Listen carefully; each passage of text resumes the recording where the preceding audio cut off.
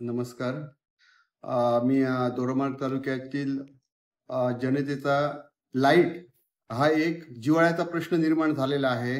दोडामार्ग तालुक्यात एकदम लाईटच्या संदर्भात भयावह परिस्थिती निर्माण झालेली आहे.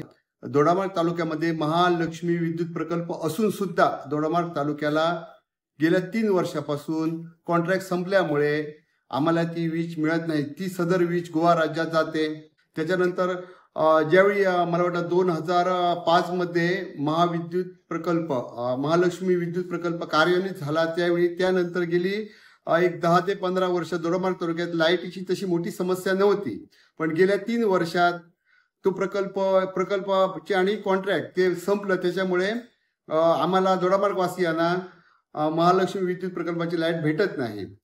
तसेच हे सर्व प्रश्न सोडवण्यासाठी आमचे लाडके आमदार दीपक भाई केसरकर यांनी एक आम सभा लावण्याची गरज आहे आणि त्या सभेत दोडामार्ग वासियांचे ज्या समस्या आहेत, मुख्य म्हणजे आजच्या घडीला लाईटीची समस्या आहे, हे आमचे दीपक भाई सोडवू शकतात. तरी दीपक भाईंनी लवकरात लवकर आम सभा लावावी अशी मी तुमच्या मार्फत त्यांना विनंती करत आहे.